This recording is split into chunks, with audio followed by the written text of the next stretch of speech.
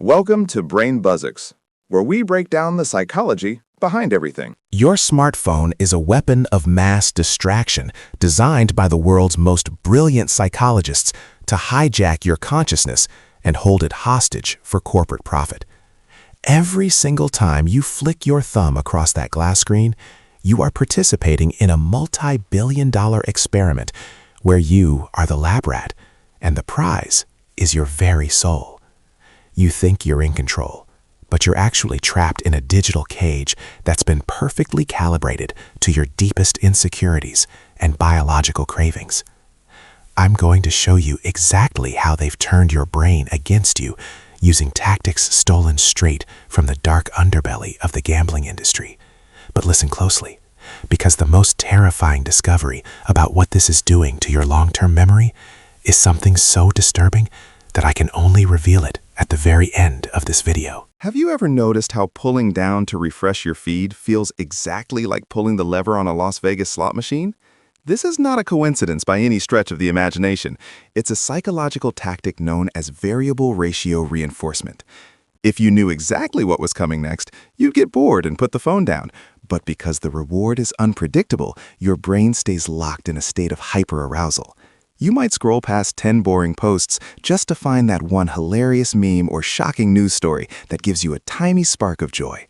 This uncertainty is the most addictive force on the planet, and it's being used to keep you scrolling for hours past your bedtime. You are literally gambling with your time, hoping the next flick of your thumb will finally make you feel whole. But it never happens. Humans are social creatures by nature, and tech giants have exploited this biological necessity to create a system of social validation feedback loops. Every time you receive a red notification bubble, your brain interprets it as a sign of tribal acceptance, which was essential for survival thousands of years ago. We are hardwired to care what others think of us, and these platforms have quantified that care into metrics like followers and hearts. You're not just looking at photos, you're seeking proof that you still belong to the group. When those numbers don't go up, you feel a genuine sense of social rejection and anxiety, which drives you back to the app to try and fix your status. It's a psychological trap that uses your own need for love and connection to keep you staring at a cold, blue light-emitting rectangle. The ultimate goal of every app developer is to create a frictionless experience where there is absolutely no resistance between your desire and the action. This is why videos play automatically the second you hover over them, and why your favorite apps are always just one tap away on your home screen. They want to remove every possible moment of hesitation where you might stop and think about why you are actually doing this. By making the experience as smooth as possible, they ensure that your reptilian brain stays in the driver's seat, while your rational mind stays asleep. It's a masterclass in behavioral engineering that turns your daily life into a series of automated responses. You find yourself opening the app before you even realize you've picked up your phone. This is a conditioned reflex that has been programmed. We also have to address the crushing weight of FOMO, or the fear of missing out, which acts as a psychological whip driving us back to the screen. In a world where everything happens in real time, the idea of being out of the loop for even a single hour feels like a social death sentence. You scroll because you're terrified that everyone else is participating in a conversation or witnessing a cultural moment that you're missing. This constant state of low-level anxiety keeps your nervous system on high alert, making it impossible to truly relax or focus on the physical world around you. Your phone has become an external organ that you can't survive without, and the tech companies know that as long as you're afraid of being left behind, you'll never have the courage to actually turn it off.